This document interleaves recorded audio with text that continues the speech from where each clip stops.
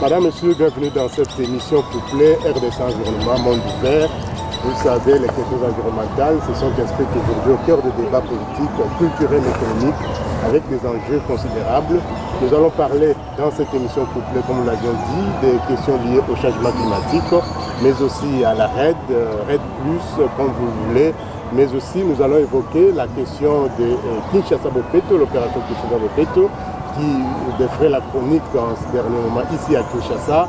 Et sur ce plateau, nous avons donc reçu Maître Eric Kassongo, qui est coordonnateur du Centre congolais du droit pour le développement durable. Maître, bonjour. Bonjour, monsieur le journaliste.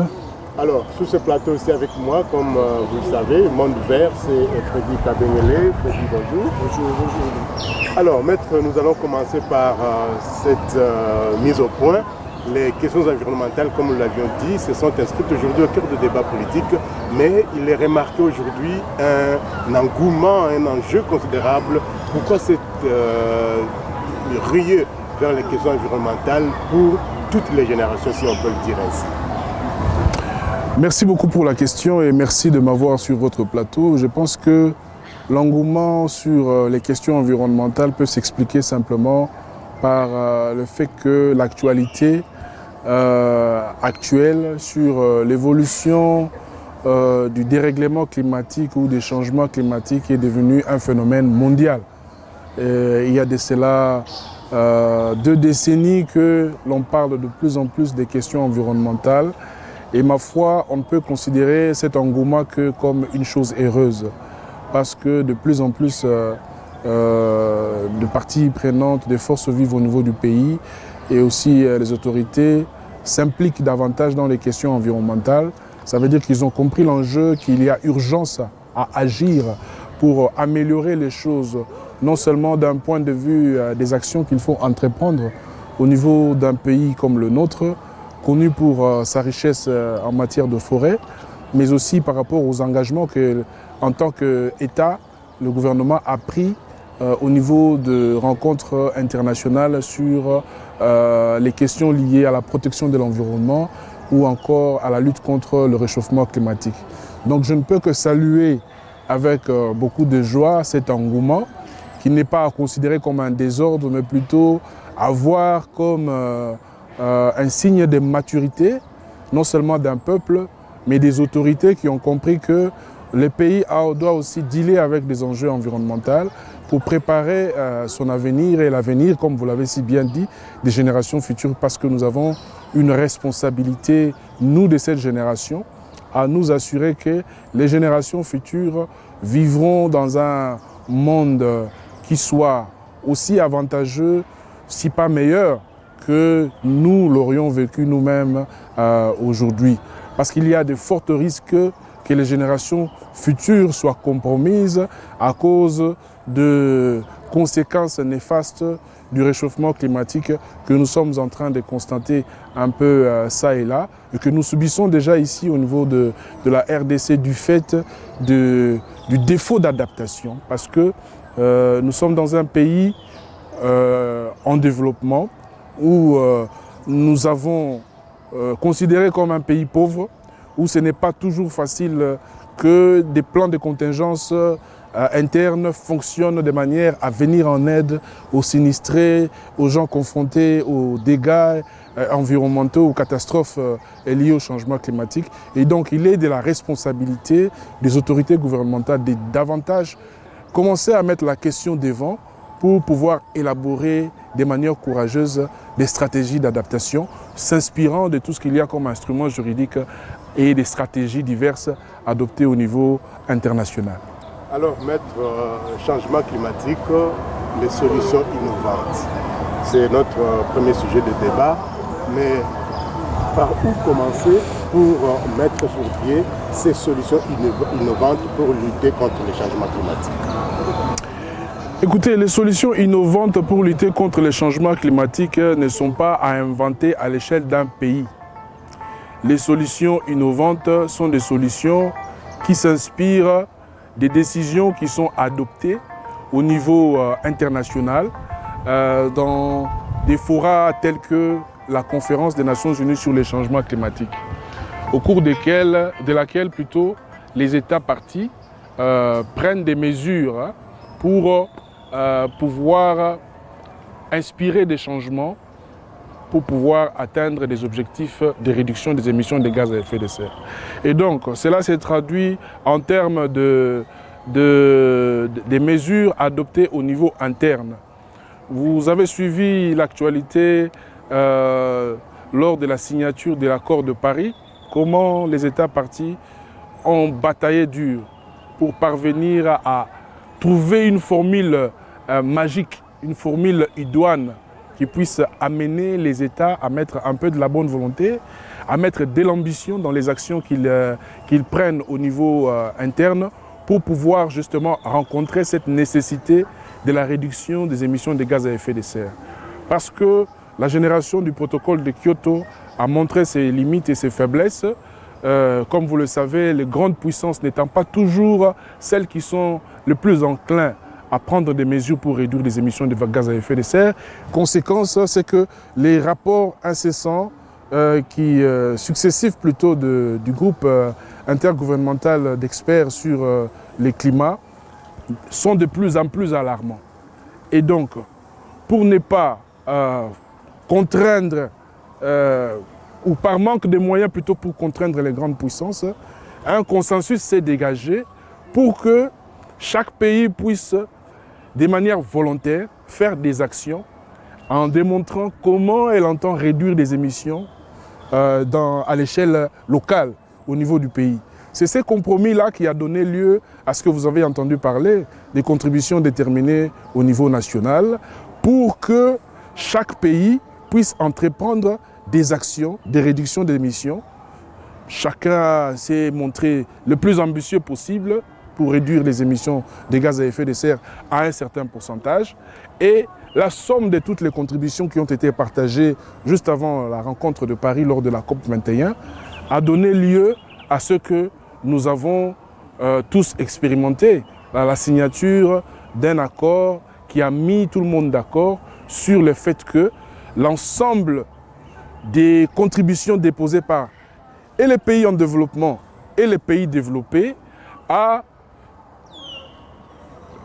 mis le monde dans une position telle que d'ici une certaine période, 2030, les émissions soient maintenues en deçà de 2 degrés Celsius et poursuivre encore davantage pour le limiter à 1,5 degré. C'est ça le défi. Maintenant, chaque pays qui a souscrit dans sa contribution déterminée est appelé à élaborer ces stratégies justement pour pouvoir être au rendez-vous du bilan. Parce qu'il ne suffit pas de dire je vais réduire de 30%, de 50% ou de 10%, mais il faut aussi démontrer de manière claire comment se décline les stratégies claires pour rassembler les émissions réduites et à mettre dans le paquet de ce qu'on a réduit et qu'on peut donner comme contribution au niveau mondial à ce niveau-là. Donc c'est ça la discussion en fait. Maître, comme vous parlez de la COP, l'accord de Paris, et il y a aussi un problème aujourd'hui parce que vous avez suivi les États-Unis qui a retiré sa signature, mais aujourd'hui, maintenant, la part de la RDC aujourd'hui, vous avez parlé des États, alors la RDC aujourd'hui par rapport à cet accord, qui est la posture de la RDC aujourd'hui, est-ce qu'aujourd'hui, vous les spécialistes, vous, l'État congolais, vous êtes mis ensemble pour évaluer aussi cet accord? Écoutez, l'accord de Paris, c'est un peu comme tous les instruments qui sont adoptés au niveau international. Il y a le moment de l'adoption, il y a le moment de discussion et puis il y a le moment de ratification au niveau du pays. Il y a aussi le moment de la mise en œuvre. Et c'est un texte éminemment technique qui doit être traduite de manière concrète en des règles simples pour pouvoir aider justement les pays qui sont disposés, de par leur bonne volonté, à faire avancer les choses sur la question climatique. Et donc il y a eu cette contrainte juste après l'adoption de l'accord de Paris, qu'il fallait se mettre d'accord sur les règles de mise en œuvre, qu'on appelle communément rulebook. Le rulebook a fait l'objet de discussions juste après la COP 21 de Paris. On en a discuté lors de la COP de Marrakech, la COP 22, on en a discuté lors des COP qui ont suivi et ça n'a été adopté qu'à Katowice, en Pologne, lors de la COP 24 où les États partis se sont mis plus ou moins d'accord sur les principes de ce que les règles de mise en œuvre de l'accord de Paris sont clairement établies, même si les discussions subsistent encore sur certaines dispositions, notamment l'article 6, sur les types de collaboration que les États peuvent avoir entre eux dans le cadre des échanges des missions, ou encore sur l'article 8. Et donc, ces discussions-là, qui devaient permettre à ce qu'on puisse accéder à des règles claires de mise en œuvre de l'accord de Paris, a fait en sorte qu'à la date d'aujourd'hui, les États n'ont pas fourni des efforts clairs pour mettre en œuvre les engagements qu'ils ont pris dans le cadre de leur contribution nationale. La RDC est parmi ces États-là. Nous sommes au banc des accusés. Mais si je dois faire une comparaison entre la RDC et ce qui se passe ailleurs, ma foi, je pense que les mécanismes qui se sont développés autour de l'accord de Paris et même autour de la contribution développée au niveau de chaque pays ont donné lieu à une forme de structuration qui permet de suivre comment les choses évoluent. À titre d'exemple, je vais mentionner cette initiative qui a été adoptée juste après l'accord de Paris, lors de la COP 22 à Marrakech. C'est qu'il y avait une initiative, on a adopté un agenda d'action climatique. L'agenda d'action climatique était parti du constat que même si les pays se sont mis d'accord pour l'adoption de l'accord de Paris, le constat était fait que les acteurs non étatiques, qui sont très importants dans la réunion ou le rassemblement des émissions qu'il faut réduire, n'étaient pas vraiment partis aux discussions qui ont abouti de manière consistante justement à l'accord de Paris.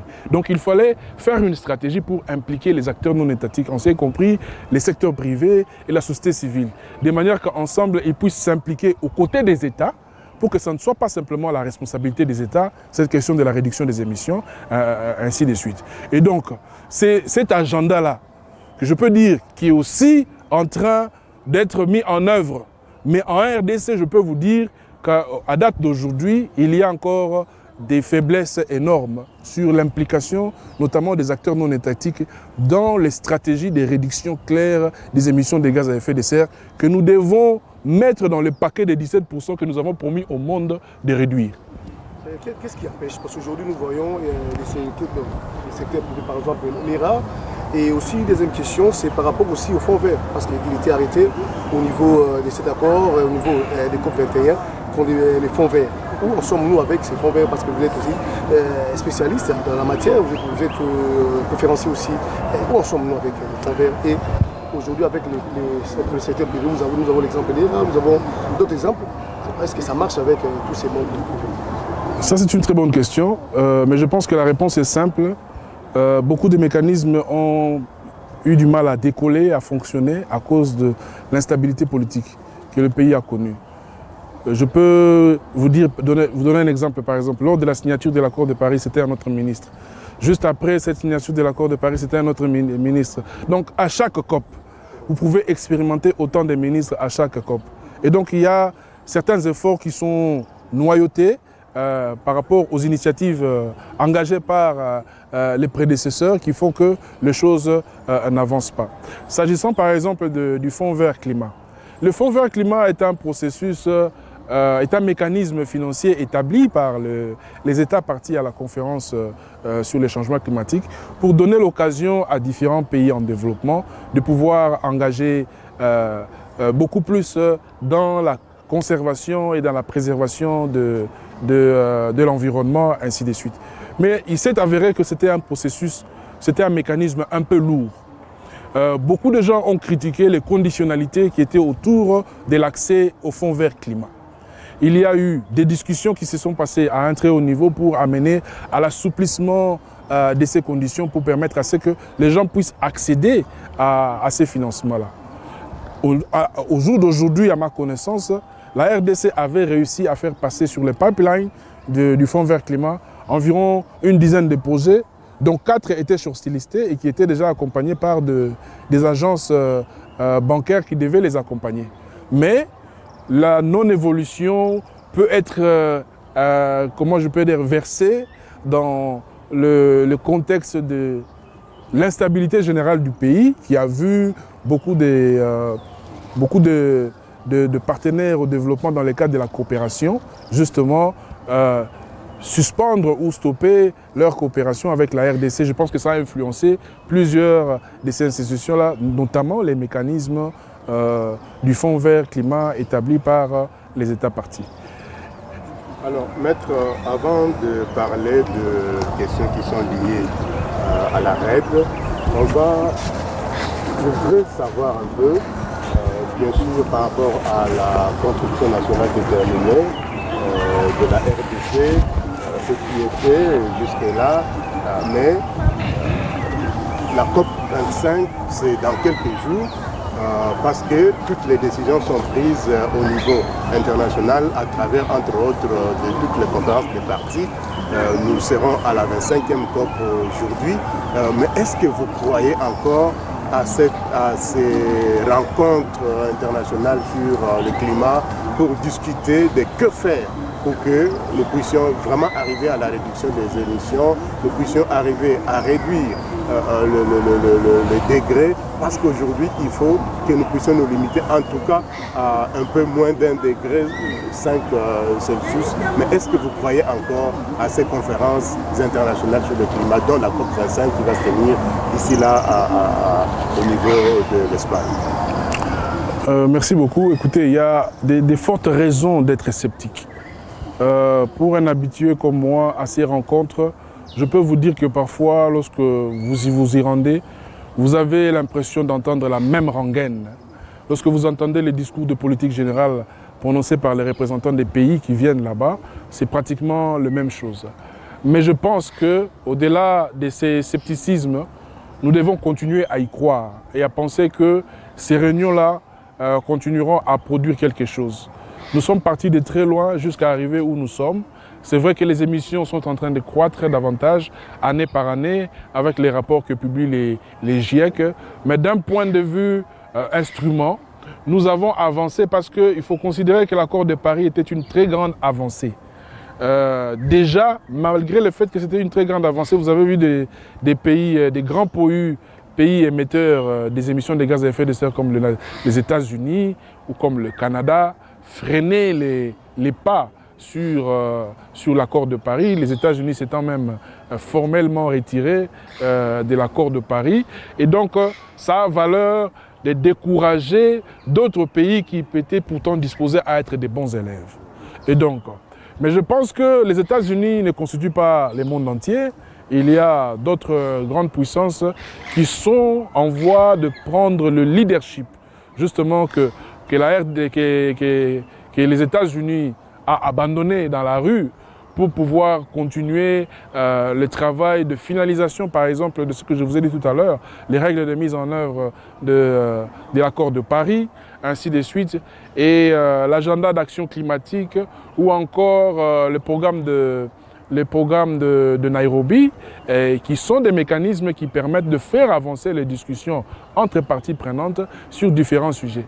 Je dois insister sur le fait que l'implication des acteurs non étatiques dans les efforts de réduction des émissions de gaz à effet de serre est un grand défi.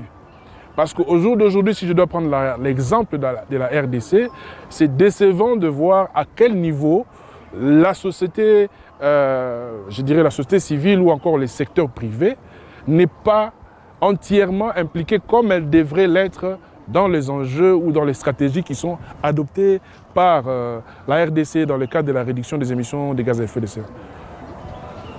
Dieu merci, les CPDN ou les CDN, les contributions déterminées au niveau national qui ont été soumis, ce sont des documents qui ne sont pas immuables et sont appelés à être révisés. Le secrétariat de la conférence cadre des Nations Unies sur le changement climatique encourage les États parties à revoir leurs contributions déterminées qui ont été soumises au secrétariat exécutif pour l'améliorer de manière à ce qu'elle soit beaucoup plus ambitieuse, ainsi de suite.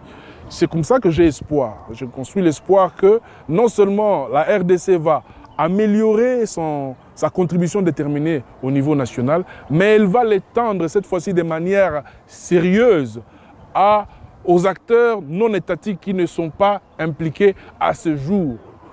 Circulez dans la ville, faites balader votre micro auprès des grandes entreprises qui existent ici, demandez-leur s'ils sont en contact avec les autorités en charge de la mise en œuvre de notre contribution déterminée au niveau national pour voir à quel niveau ils en sont avec la répartition. Parce que le 17% que la RDC doit réduire hein, à l'horizon 2030, ce n'est pas par génération spontanée, ce n'est pas par des mots.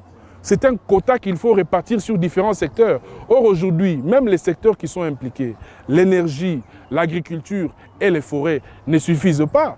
Vous avez des secteurs industriels où des gens planifient d'utiliser, je prends simplement les secteurs miniers. Vous avez aujourd'hui, à cause du déficit énergétique de la RDC qui est incapable de fournir l'énergie, par exemple, au secteur minier, il y a des entreprises minières qui construisent des centrales thermiques pour pouvoir leur permettre d'avoir l'énergie et financer leurs industries de transformation des minéraux. Ça, c'est un problème. Il faut identifier et inventorier ces entreprises-là et voir dans quelle mesure les insérer dans la stratégie de la RDC pour réduire les émissions de gaz à effet de serre. Voir par exemple que le secteur minier va contribuer à combien de pourcentages dans le paquet de réduction de 17% que la RDC va se faire. Et tout ça, il faut qu'il y ait une musique qui se mette en place. Il faut qu'il y ait une structure qui soit chargée de cela. Au jour d'aujourd'hui, je ne peux pas vous dire où on en est. Mais nous participons à des réunions. Il y a les transports, il y a tous les secteurs de la vie nationale. Vous avez tout à l'heure mentionné le processus RED. Il y a un processus qui a beaucoup fait parler de la RDC, du fait que la RDC était pionnière sur le processus RED, ainsi de suite. Mais l'objectif, laissez-moi vous dire que l'objectif, avant qu'on dise où on en est sur la RED, l'objectif de la RED, c'est quoi? C'est la réduction des émissions liées à la déforestation et à la dégradation. Vous voyez? Parce que la RDC est un pays à fort couvert forestier, aujourd'hui, même si elle est à forme de déforestation, mais les émissions qui proviennent du secteur forestier sont les plus importantes. Vous comprenez? C'est comme ça qu'on a donné de l'importance à la RED. Mais au-delà de la RED, vous avez aussi des émissions qui proviennent d'autres secteurs de la vie nationale, qui sont tout aussi importantes lorsqu'ils ne sont pas documentés, lorsqu'ils ne sont pas tracés, lorsqu'ils ne sont pas suivis de près. Donc, il faudrait vraiment qu'il y ait une stratégie sérieuse qui puisse démontrer que le gouvernement congolais a pris conscience de la responsabilité de la RDC par rapport à son engagement sur les secteurs climatiques et voir quels sont les mécanismes en place justement pour que les 17% que nous avons présentés au monde, que nous allions réduire, ne soient pas simplement du blabla, mais qu'il y ait quelque chose de concret qui se met en place.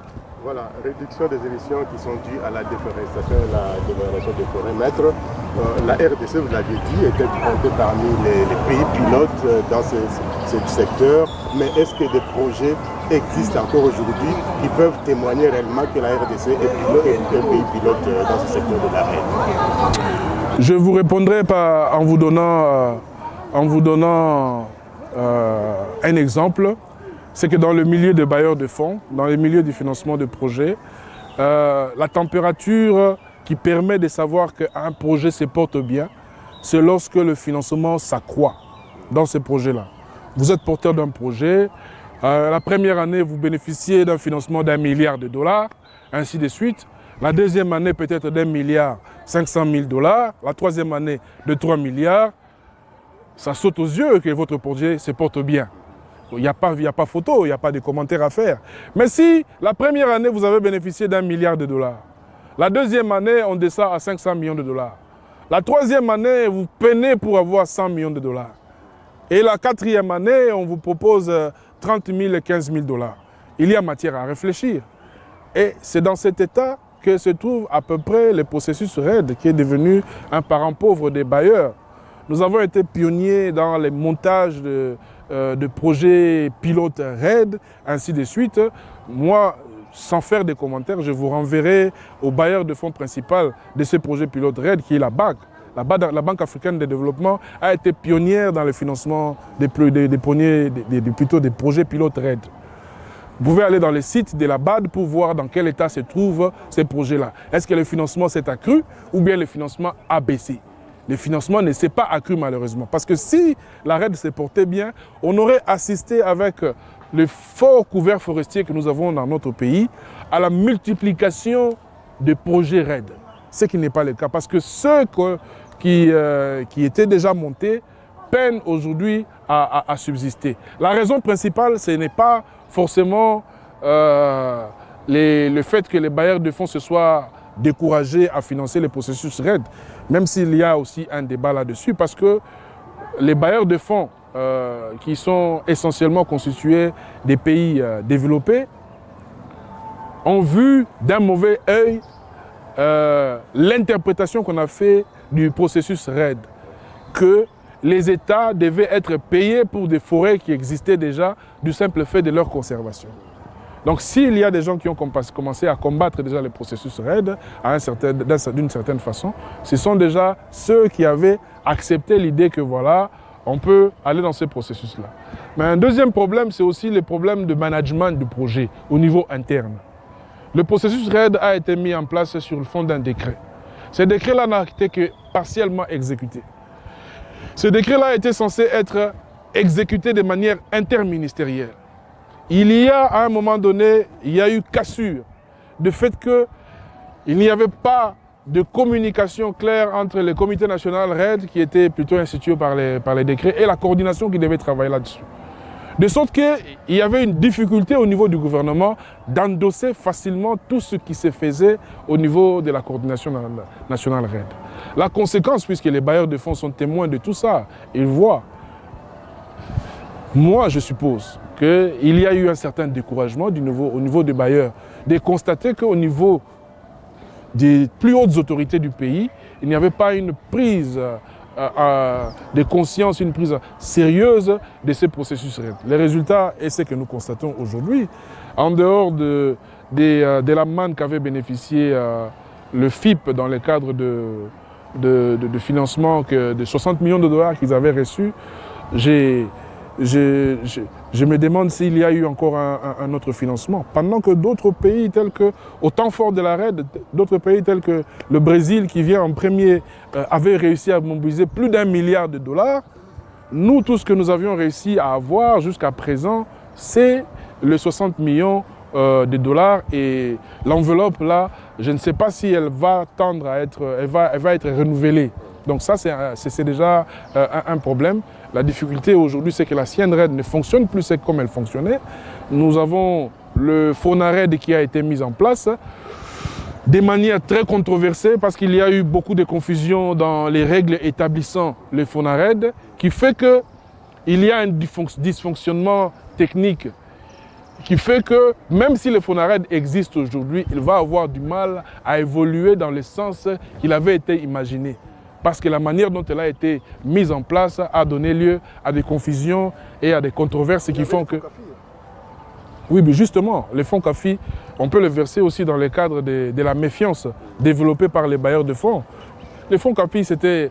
Vous savez, la RDC est naturellement dans la position de recevoir des financements importants par rapport à l'importance de son couvert forestier. Mais ça, c'est une chose. Et les bailleurs de fonds en sont conscients. L'autre paire des manches, c'est justement les comportements qu'affichent les autorités qui doivent mettre en musique les mécanismes pour faire atterrir justement ces fonds-là. Ça ne marche pas toujours comme il faut.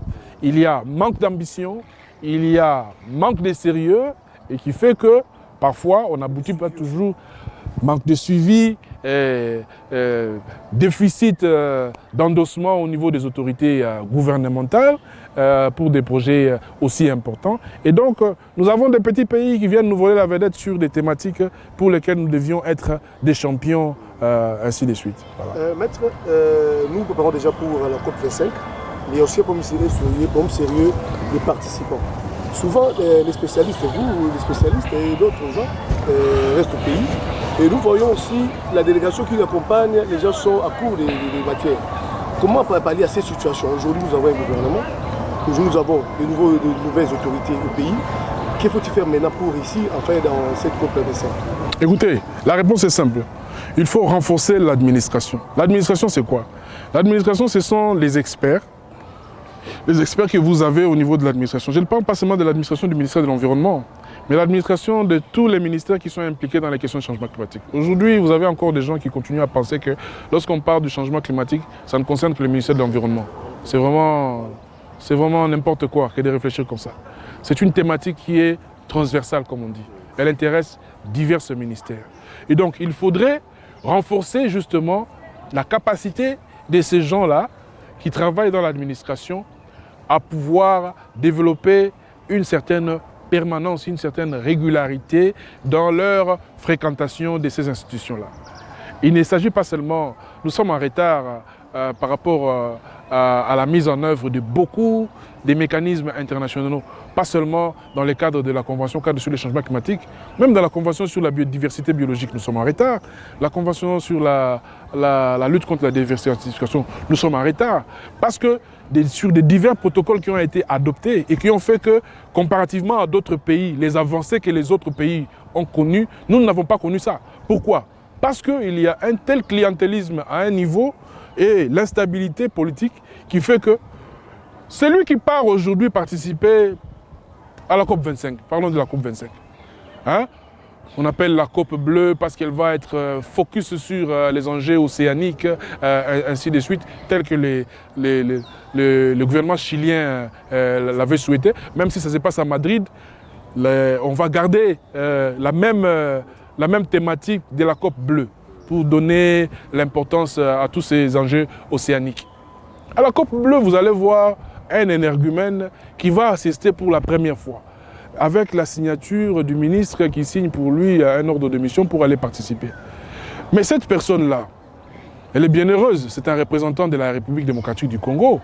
Pour autant qu'il prenne part à toutes ces rencontres, à ces réunions techniques, surtout s'il est un représentant d'un ministère donné, pour autant que lorsqu'il rentre, il soit en mesure de faire la restitution des discussions qui ont eu lieu là-bas pour renforcer la capacité de ceux qui se passent, de ceux qui sont restés ici. Tout le monde ne peut pas aller de l'autre côté, mais ce sont ceux qui partent, qui reviennent, qui font la restitution, qui renforcent les capacités de ceux qui sont restés. Encore faut-il que la même personne ait la possibilité d'assister à la COP26. Vous verrez que à la COP26, cette personne va disparaître de la nature. Vous ne le verrez plus, vous ne verrez plus jamais son image. C'est une nouvelle personne qui va venir. Mais dites-moi, quand vous avez des chefs négociateurs qui participent à des réunions techniques graves, ils ont besoin d'un background. Ils ont besoin de gens qui les soutiennent, une équipe costaud, des gens qui accompagnent pour montrer que la RDC est présente dans ces négociations-là. Mais vous verrez que les négociateurs en chef et quelques personnes qui les accompagnent sont des parents pauvres. Parce qu'ils sont obligés de dealer avec des nouvelles personnes qu'on leur apporte chaque année et à chaque COP. Et ça, c'est quelque chose que nous devons arrêter pour construire une vraie équipe permanente des experts outillés sur la question qui seront en mesure d'assurer la permanence non seulement du gouvernement congolais dans ces discussions-là, mais aussi avoir l'expertise nécessaire requise pour que tout ce qui est adopté au niveau international puisse être appliqué ici dans un esprit de transversalité, si le mot existe, hein, de manière à ce que toutes les parties prenantes qui sont impliquées dans ces questions-là puissent contribuer. Et là, on pourra voir les changements et on pourra parler positivement de la RDC au niveau national, au niveau international plutôt par rapport au progrès qu'il a accompli dans la mise en œuvre des instruments internationaux. Oui, je voulais encore ajouter quelque chose par rapport, quand nous voyons d'autres pays, nous voyons des opérateurs économiques assister à la COP différente. Oui. Mais pourquoi pas nous, il n'y a pas d'opérateurs économiques qui assistent? Non mais écoutez, la charge, la responsabilité de mener une campagne, de faire la promotion de ce qu'on a besoin des opérateurs économiques. Et il y a une structure là, car si vous connaissez bien la structure de la conférence sur le climat, il y a ce qu'on appelle le bingo. Le bingo, c'est une structure qui rassemble les opérateurs économiques qui viennent du monde entier, qui viennent partager leurs stratégies. Vous avez aussi des structures qui rassemblent uniquement les mairies des grandes villes. Pour voir qu'au niveau international, l'architecture de la conférence implique toutes les couches et toutes les composantes d'une société.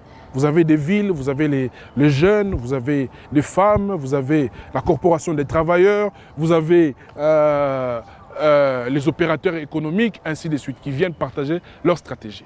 Pourquoi je dis que, par exemple, nous avons du travail à faire dans le cadre, par exemple, de l'agenda d'action climatique qui consiste à impliquer les acteurs non étatiques. Parce que nous sommes à un point zéro, je pourrais dire de l'implication réelle des opérateurs économiques congolais. Quand je dis des opérateurs économiques, je parle de la FEC. Aller à la FEC, demander à la FEC sa stratégie en rapport avec, peut-être que j'ignore, je vais apprendre si vous nous apportez des informations, la stratégie de la FEC par rapport à la lutte contre le changement climatique, par rapport à l'accord de Paris, par rapport à notre contribution déterminée au niveau national. Parce que si vous allez au patronat, français par exemple, on va vous montrer la cellule qui s'occupe des questions de changement climatique et de comment les opérateurs économiques français entendent participer ou contribuer aux émissions que la France s'est engagée à réduire dans le cadre de sa contribution déterminée au niveau national. Donc c'est cette chose-là qui doit se faire aussi chez nous. Et la responsabilité incombe à nos autorités. C'est à eux de créer ces incitations-là. C'est à eux d'appeler ces gens-là, de les faire asseoir pour des discussions sérieuses. C'est à eux de les intéresser à participer à ces rencontres-là. Pas envoyer des gens qui vont faire du tourisme. Parce que bien souvent, c'est ce qui arrive. On envoie des gens qui vont faire du tourisme, qui parfois ne sont pas briefés, ce n'est pas leur faute. Un opérateur économique à qui on dit non, vous devez être là sans qu'on les briefe. Il se retrouve, la machine de la conférence, elle est vertigineuse. Voilà. Alors, maître, l'implication de la jeunesse dans la solution climatique, c'est le thème d'un forum des jeunes sur le climat qui a ouvert ses portes mercredi et qui va se terminer le 29 prochain. Les jeunes s'impliquent dans la solution climatique. Nous allons d'abord vous proposer ces reportages sur la cérémonie en question. C'est le conseiller spécial du chef de l'État en charge de l'environnement qui a ouvert, qui a lancé, disons, ce forum. D'abord cet élément, avant de revenir à vous pour poser une question sur ça. Votre initiative intitulée Implication des jeunes dans la résolution climatique est la bienvenue parce qu'elle répond exactement à la demande mondiale de faire impliquer les jeunes dans la recherche de solutions aux problèmes climatiques. Et en ma qualité du conseiller spécial du chef de l'État en matière d'environnement et de développement durable et sous son autorité, c'est-à-dire son excellence Félix Antoine Tshisekedi Tshilombo, je peux vous encourager pour vous dire allez-y, que Dieu soit avec vous et que votre action ne soit pas juste un feu de paille, mais que cela ait une empreinte indélébile. Je vous encourage et donc go, allez-y.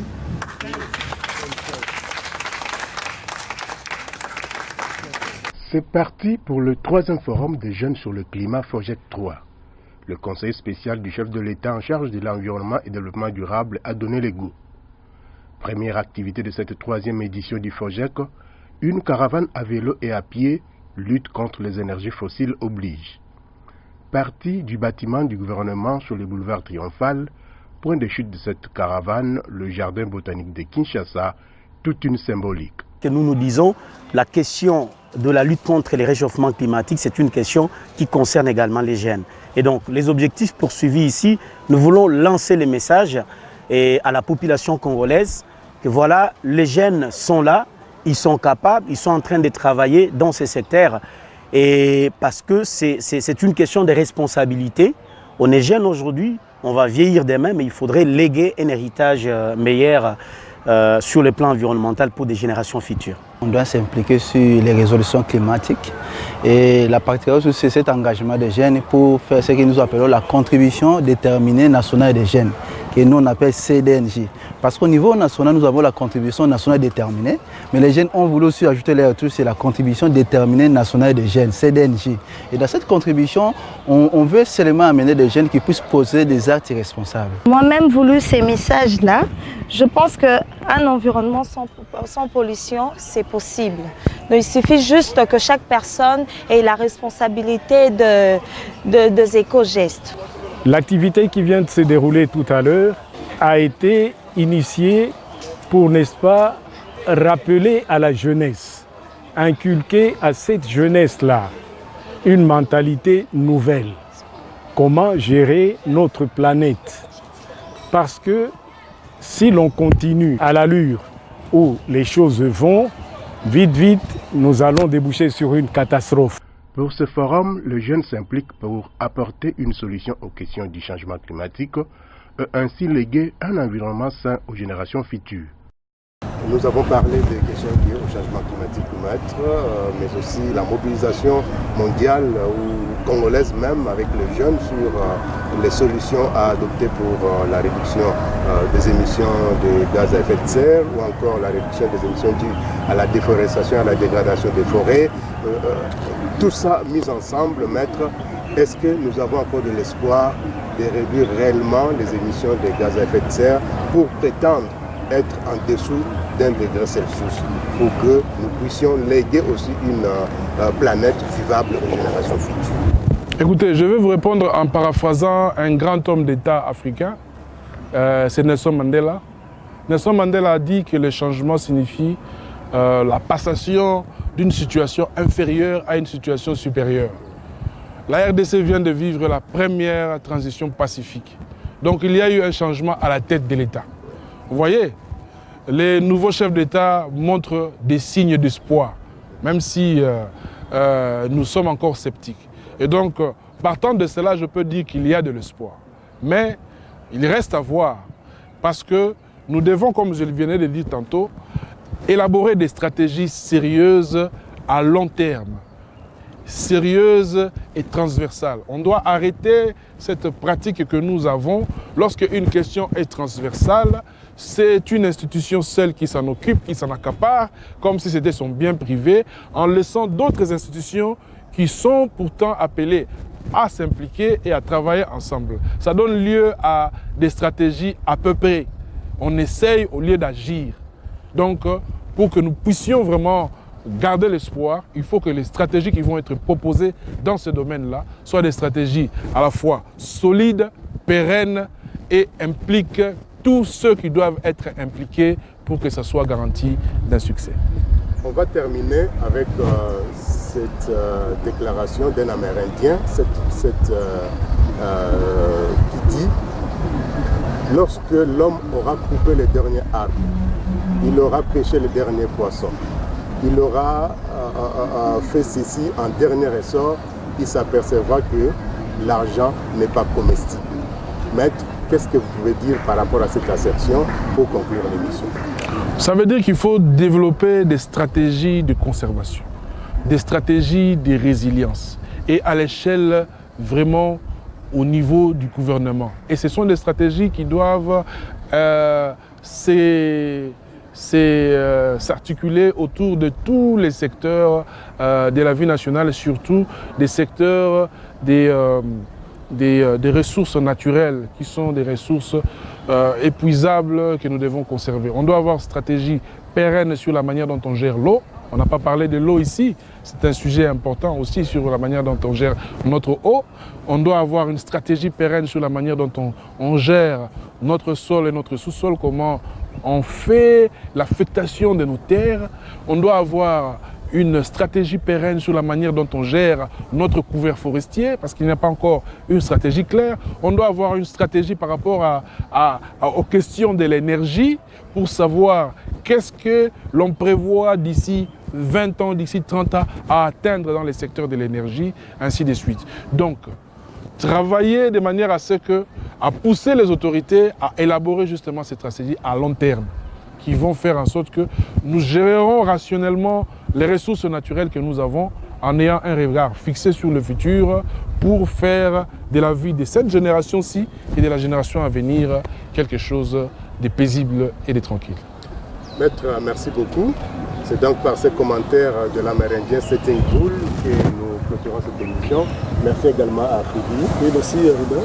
Merci également à vous, madame, messieurs, de nous avoir suivis. Cette émission était couplée RDC Environnement et Monde Ouvert. Vous suivrez donc toutes ces informations ainsi que sur YouTube pour vous donner encore plus d'informations. Nous aurons peut-être une autre occasion à recevoir Maître Eric dans cette émission. Vous l'avez entendu, il a parlé des questions de l'eau que nous n'avons pas évoquées. Donc on pourra revenir sur d'autres thématiques pour vous donner plus d'informations sur les questions environnementales et du développement durable. Merci une fois de plus et merci à tous les héros dans l'ombre. Merci également à tous les réalisateurs. prochain rendez-vous, c'est d'ici là, portez-vous bien et bonne suite des programmes sur vos chaînes. Prenez soin de vous, mais surtout, prenez soin de votre environnement. Au revoir et à très bientôt.